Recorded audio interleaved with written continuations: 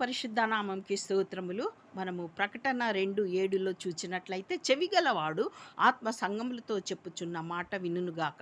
జయించువానికి దేవుని పరదైసులో ఉన్న జీవవృక్ష ఫలములు భుజింపనిత్తును అని దేవుడు మరలా సెలవిస్తున్నాడు.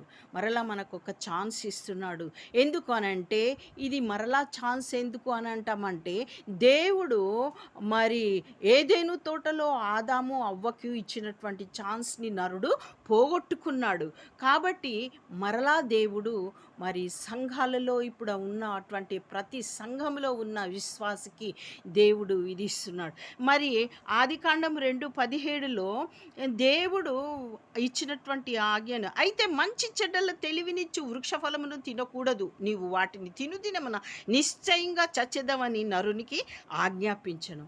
ఈ ఆజ్ఞాతి క్రమము చేత వారు ఆజ్ఞాతి క్రమము పాపం వల్ల వచ్చు జీతం మరణము. అక్కడ మరణం అయిపోయి వారు ఏం చేస్తున్నారంటే, ఈ చెట్టు ఒకటేంటిది అంటే, ఆది కాండంలో అవ్వ ఆదాము దేవుడు చెప్పిన మాటలను చెవిన పెట్టక, ఇక్కడ ఏమంటున్నాడు దేవుడు, చెవి గలవాడు ఆత్మ సంఘముతో చెప్పు మాటలు వినాల అని అంటున్నాడు. ఎవరు సంఘం? నువ్వు నేనే.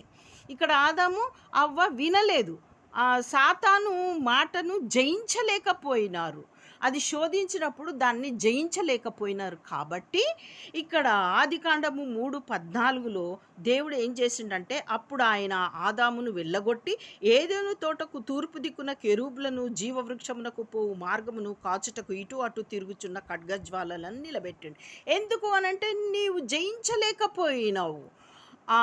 అటువంటి అంటే సాతాను మాటను నువ్వు జయించలేకపోయినావు. కాబట్టి మనం కూడా చాలా జాగ్రత్తగా దేవుడిచ్చినటువంటి ఆజ్ఞలు, మాట, వాక్యమై ఉన్న దేవుని ఒక మాట, బైబిల్లో ఉన్న వాక్యానుసారముగా మరి ఆత్మ నడిపింపు, ఆయన ఇచ్చినటువంటి ఆదరణకర్త ఆత్మకు మనం లోబడి, ఆత్మ చెప్పుచున్న మనం సంఘం అంటే నువ్వు నేనే, మనకు చెప్పుచున్న మాట మనము వినాల. విని ఆత్మానుసారంగా వాక్యానుసారంగా నడిస్తే మరల ఒక ఛాన్స్ ఏంటిది అనంటే, ఆ పరదేశిలో ఉన్న జీవవృక్ష ఫలంలో మనకి దేవుడు తిననిస్తాడు.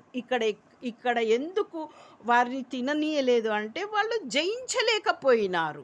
మరి దేవుడు చెప్పినటువంటి ఆ మాట చెవున పెట్టకపోయినారు. ఆత్మ చెప్పిన మాట, ఆ దేవుడు ఆత్మయి ఉన్నాడు కనుక ఆయన చెప్పిన మాటను వీరు చెవియొగ్గక ఉన్నారు. కాబట్టి మనము ఇక్కడ దేవుడు చెప్పినటువంటి బైబిల్ అనే వాక్యంలో ఉన్న ఆ మాటలు, దేవుని వాక్యమును మనము దాని